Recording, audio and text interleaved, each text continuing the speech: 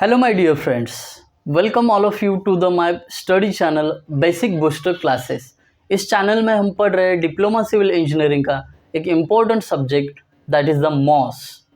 अभी इस मॉस का आज हम शुरू करेंगे सेकेंड चैप्टर जिसका नाम है simple stresses and strains. So my dear friends, इस चैप्टर में हम क्या पढ़ने जा रहे हैं? स्ट्रेस और स्ट्रेन, जो क्या है एकदम सिंपल है। इन्होंने चैप्टर के नाम में ही बताया है आपको स्ट्रेस और स्ट्रेन पढ़ना है, जो बिल्कुल सिंपल है। तो देर किस बात की, चलिए शुरू करते हैं चैप्टर नंबर 2। तो अब शुरुआत में आपको ये मैं बताना चाहता हूँ, जब भी आप बिल्डिंग कंस्ट्रक्ट कर रहे हो तो बहुत सारे मटेरियल्स हमें वहाँ पे यूज़ करने पड़ते हैं, जैसे कि स्टील बार हुए, ब्रिक्स हुए, कंक्रीट हुआ। तो ऐसे कई प्रकार के मटेरियल हमें यूज़ करने पड़ते हैं। तो उस मटेरियल की प्रॉपर्टीज़ के बारे में जानना बहुत ज़रूरी बनता है। तो शुरू करते हैं हम चैप्टर मटेरियल की प्रॉपर्टीज़ से। तो सबसे पहली प्रॉपर्टी कौन सी आती है? ये देखिए, elasticity. Elasticity what is mean by this elasticity?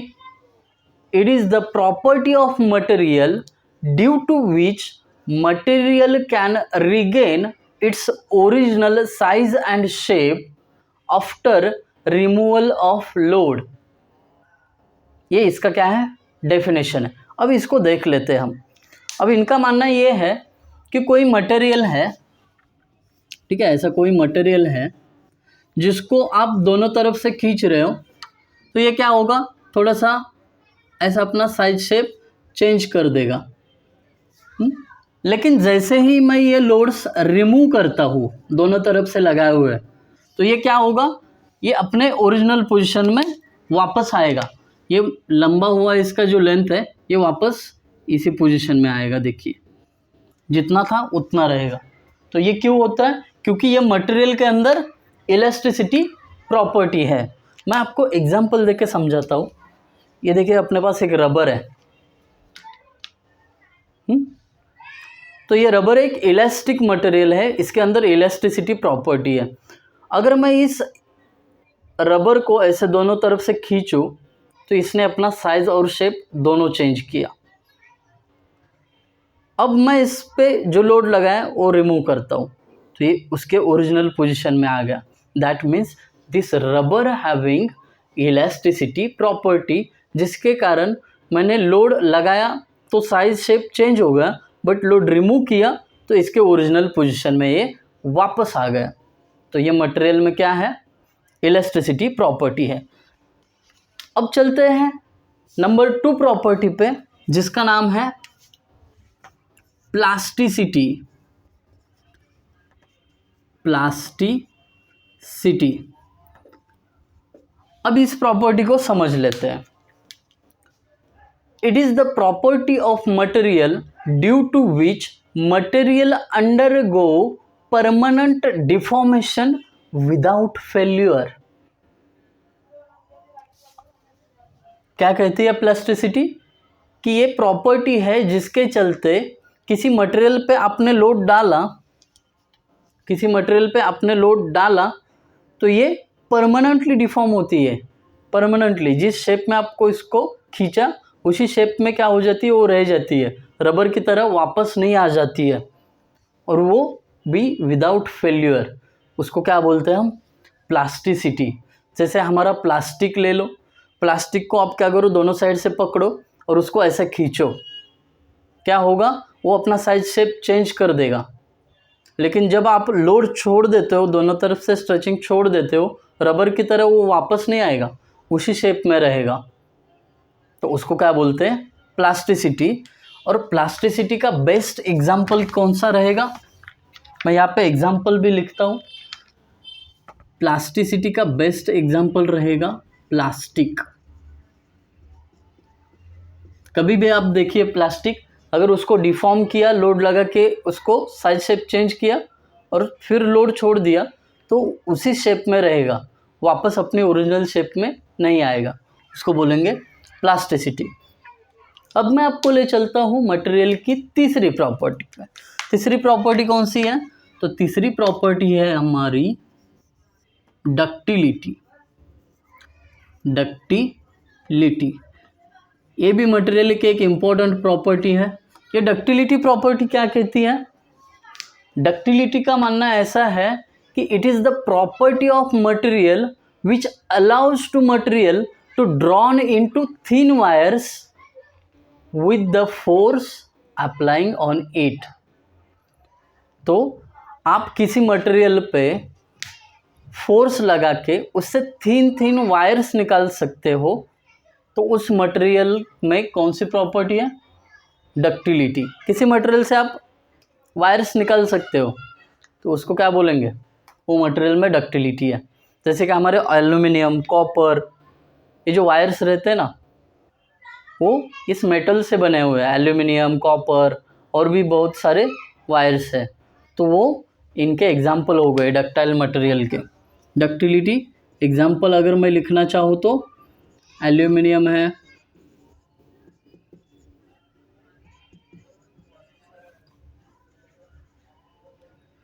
और कॉपर भी है अपना, कॉपर भी है, और कई सारे माइल्ड स्टील भी, इससे भी क्या किया जाता है?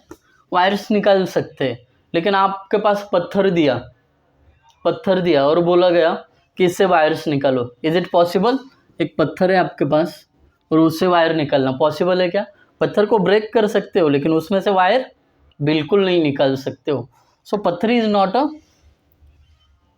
डक्टाइल मटेरियल, या पत्थर में डक्टिलिटी प्रॉपर्टी नहीं है। That's whole about the ductility. अब मैं आपको ले चलता हूँ नेक्स्ट प्रॉपर्टी पे, जिसका नाम है क्रीप।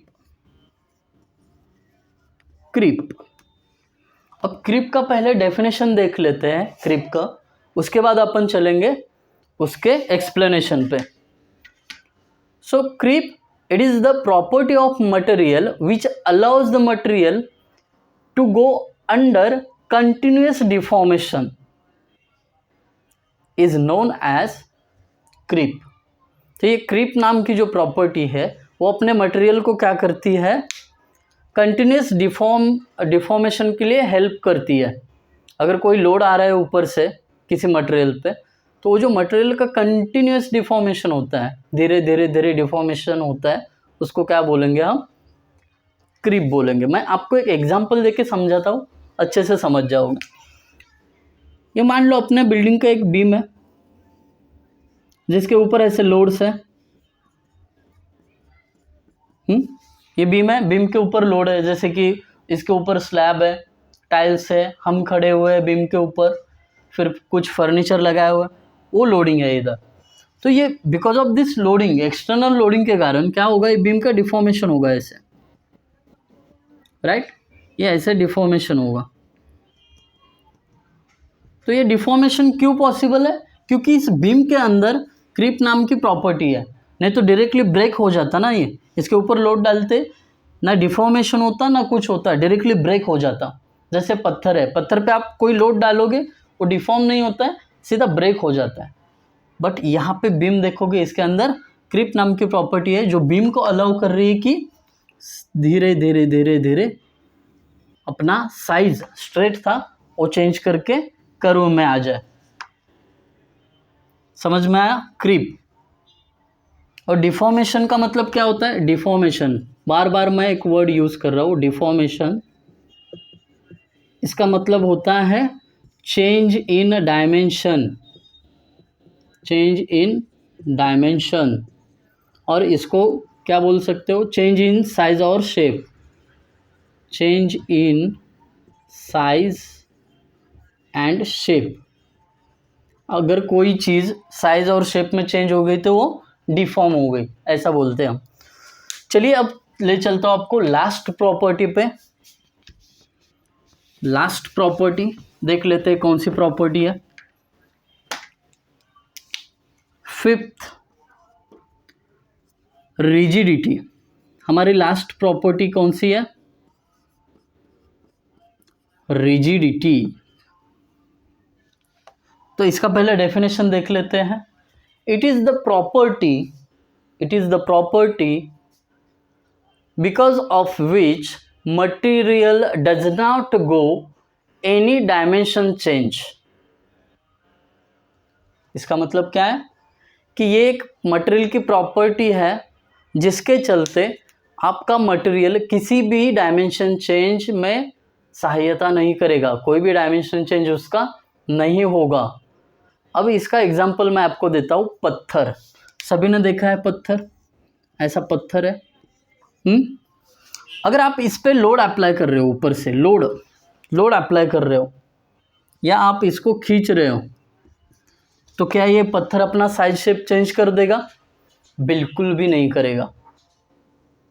एक टाइम अगर आप इस पे इम्पैक्ट लोड यानी चीजल हैमर यूज करके जब आप लोड इम्पैक्ट करते हो तो इसका कोई पोर्शन निकल के जाएगा, यहाँ से कट ऑफ होगा पोर्शन, बट वो अपना साइज शेप चेंज नहीं करेगा। वहाँ का पोर्शन वहाँ से निकल जाना अलग चीज़ है और उसका ओरिजिनल मास के साथ साइज शेप चेंज करना अलग चीज़ है। तो ये क्या होगा, पोर्शन कट करके अपन उसको ऐसा स्क्वायर शेप में ला सकते हो। ये देखिए ऐसा स्क्वायर शेप में ला सकते हो। आप बोलोगे कि पत्थर को स्क्वायर शेप दिया जा सकता है, लेकिन उसके लिए आपको ये जो बाहर का मटेरियल है ना, ये वहाँ से हटाना पड़ेगा हैमर चिजल लेके। तो ये डायमेंशन चेंज नहीं हुआ, वो मटेरियल को क्या कर रहे हैं हम, तोड़ के निकाल रहे हैं उधर से। तो मटेरियल एक ऐसा पत्थर एक ऐसा मटेरियल है जो रिजिडिटी नाम की प्रॉपर्टी कैरी करता है। So guys, this is whole about the material properties. अब मटेरियल्स देखने के बाद अब हम देखेंगे कुछ टाइप्स ऑफ बॉडीज, बॉडी के टाइप्स, जिसमें पहला टाइप आता है elastic body.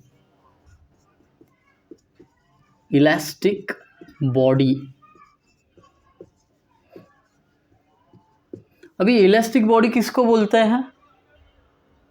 It is the body on which we if we apply the external load it may get change in the dimension, but after removal of the load it can regain its original size and shape। इसका definition है elastic body का कि किसी material पे आप अगर external load apply करते हो और फिर उसके बाद उसको छोड़ देते हो तो ये मटेरियल क्या करता है, अपना ओरिजिनल साइज और शेप फिर से रिगेन करता है।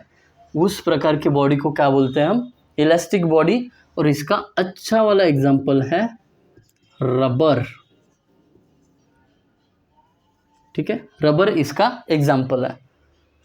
अब ज़्यादा इसमें कोई एक्सप्लेन करने वाली बात नहीं है। इलास्टिक बॉडी उसी को बोलते हैं जिसके ऊपर आप लोड अप्लाई करो वो डायमेंशन में चेंज होगा, लेकिन जैसे ही लोड रिमूव करो वो वापस अपने डायमेंशन में आएगा, original dimension. That is the elastic body. अब सेकेंड बॉडी है प्लास्टिक बॉडी। प्लास्टिक बॉडी, तो ये प्लास्टिक बॉडी इस प्रकार की बॉडी है। It is a body on which if we apply the external load it goes under the permanent deformation but does not get in the original position when we remove the external load। मतलब plastic body ऐसी body है जिसके ऊपर आप जब load apply करते हो वो डिफॉर्म तो हो जाएगी, उसका साइज शेप चेंज हो जाएगा, बट जब आप लोड रिमूव करते हो तो ये अपने ओरिजिनल शेप में बिल्कुल नहीं आएगी। इस प्रकार की बॉडी को क्या बोलते हैं, प्लास्टिक बॉडी, जिसका बहुत अच्छा एग्जाम्पल है प्लास्टिक इटसेल्फ। और तीसरी बॉडी है और आखिरी बॉडी है रिजिड बॉडी।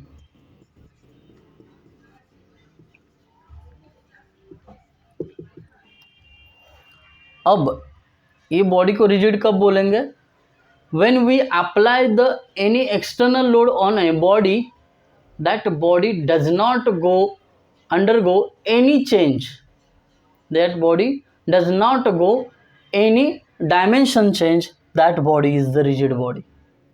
कोई ऐसी बॉडी होती है, कोई ऐसा ऑब्जेक्ट होता है जिसके ऊपर आप चाहे कितना भी लोड डालो वो अपने डायमेंशन में चेंज नहीं करेगी, उस बॉडी को क्या बोलेंगे हम, रिजिड बॉडी।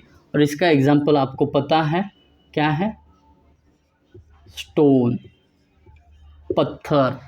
पत्थर एक इसका अच्छा वाला एग्जाम्पल हो सकता है। तो आपको अभी तक ये बात समझ में आई होगी कि जिस मटेरियल में इलास्टिसिटी है, टोटल इलास्टिसिटी है, वो बॉडी इलास्टिक बॉडी होती है। जो प्लास्टिसिटी कैरी करता है बॉडी, उसको हम प्लास्टिक बॉडी बोलते हैं। और जो बॉडी टोटली रिजिडिटी कैरी करता है, उसको क्या बोलेंगे हम? Rigid body. That's it about the types of bodies. Guys, अब हम देखेंगे types of loads. Types of load में पहला आता है डायरेक्ट लोड। अब डायरेक्ट लोड का डेफिनेशन क्या कहता है? When the load acting along the axis of body, that load is known as direct load. मैं आपको एग्जांपल देके बताता हूँ। ये अपना बीम है, ओके, थोड़ा तिरछा हो गया लेकिन अपना बीम है।